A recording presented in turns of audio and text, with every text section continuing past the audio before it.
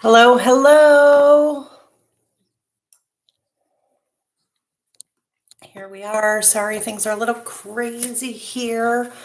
So, hey, it's Catherine with GriefInspired, and I wanted to come live on Mother's Day to let you know that I'm thinking about you, to let you know that you're not alone on your grief journey, and to share a little bit of some of the thoughts that I have on loss on Mother's Day. And I really want to hear from you. So, what does Mother's Day loss mean to you? That's a question. When I say loss on Mother's Day, do you think of the loss of your own mother? Do you think of the loss of a child? Do you think of the loss of a dear friend or someone you care about? So drop down below who you're missing today. Is it your mom? Is it your grandma? Is it a dear friend who plays the role of a mother for you? Or is it your child because you are a lost mama? So for me, Mother's Day is really special for a variety of ways. My mother is still alive, although she is getting older. So we are all here. Anyone who watches my channel, we're all very aware that we all do not live forever, and that every moment can be special because we just don't know when things are going to end. For those of you who have watched my videos on sudden loss, that happens too. People get sick, accidents happen. Loss is all around us. And so I feel very blessed and thankful and grateful that my mother is still healthy and doing well. Although I know in the next few years, 5, 10 years, depending on how long it is, I may be doing a video saying how much I miss my mom. So if you are missing yours, I want you to know that you're not alone. When I also think of Mother's Day loss, I also think of my own loss as a mother. A loss when I miscarried my first son, the loss of my son who lived for 6 weeks. And then I think about being a mother now of my son who has turned 10 today. Today happens to be his birthday. I feel very grateful and blessed that he was born right around Mother's Day. And every few years, his birthday lands on Mother's Day, and it makes it that much more special. But I want to focus on the relationship conversation today because I think that the mother-daughter, the mother-son relationship is so precious and so special and so unique. And so I want to make sure that we're focusing on that relationship, sort of what it was, what it is now, and how it changes, and how your relationship with your mother and your relationship as a mother, while it will change, it doesn't mean it'll ever go away. And even when we lose our moms, I think that the conversation keeps going, the relationship keeps going. It's not like suddenly you stop thinking about what she would say to you or asking her questions like you ask your mother all the time when you need help or advice or just another vantage point. And so that relationship continues to go. I also want to talk for just a second about, some of the, in my grief group, we talked about the crossfire on Mother's Day and how this can be a hard time because people maybe in your corporate office are talking about what they're getting their mothers or what they're doing this weekend for their mothers. And if you lost your mother, that can be hard. Watching TV anymore with all of the advertisements that are, on the internet and also on TV, saying that it's Mother's Day and what are you getting for your mother? And you better hurry. There's still time to shop to get things for your mother. And that can be really hard, particularly for those who maybe today is their first Mother's Day without their mother. And so if that's you, drop me a note below. Let me know. And you'll also let everyone else know that it's their first day without their mother too. And we can do it together. We can do it together. So this channel is a lot about grief and loss, right? But I also want this channel to be a lot about inspiration. And so when we talk about relationships with our mothers or our relationships with our children, I want you to reflect a little bit today on what they gave to you, what they brought into your world. You know, when we think about loss, we have a choice. We can either think about the things that we've lost, or we can think about the things that we've gained. And I choose to think about the things that we've gained. And not to say that I'm ignoring the things that we've lost.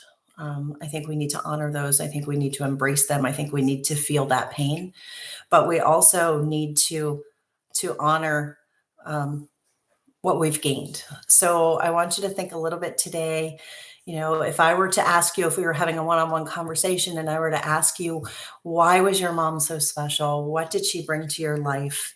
What did she mean to you? And why does your loss hurt so much? I want you to think about that. And I'd love for you to drop me a note below. And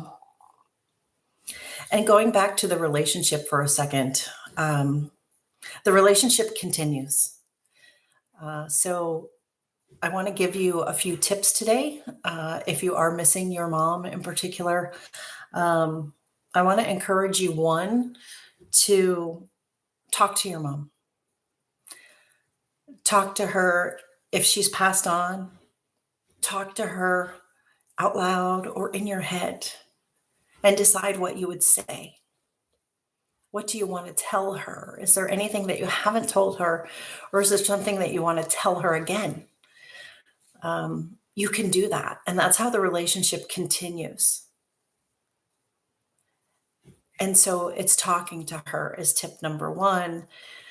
Tip number two is then taking a little bit of time to listen. What would your mom tell you today? Go somewhere quiet where you can think and you can be alone for a few minutes, even if it needs to be in the bathroom, and think about, what would she tell you today? What would she want you to know? Maybe giving you advice for your own children, maybe you giving you advice about your relationship that you're in, or maybe it's just telling you how proud she is of you. And again, not all relationships are perfect, right? As much as we love our mothers, we can fight with our mothers too. And we can feel the pain and the angst of that relationship. And it's all part of it. It's all part of that relationship. So tip number one was to talk to your mom. Tip number two was to listen and see what she would say. And then step three, I think, is in keeping with GriefInspired, where we want to find inspiration out of our loss.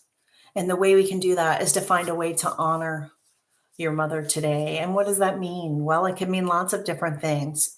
So start with, well, what does it mean to you to honor your mother?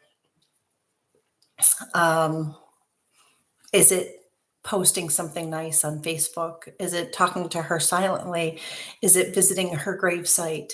Is it buying flowers and having them on your counter so that you can use them as a symbol and as a reminder for the rest of this week how much you love and loved her? Share stories. Another way to honor people is to share stories. Share stories about your mother and who she was with people that you come across.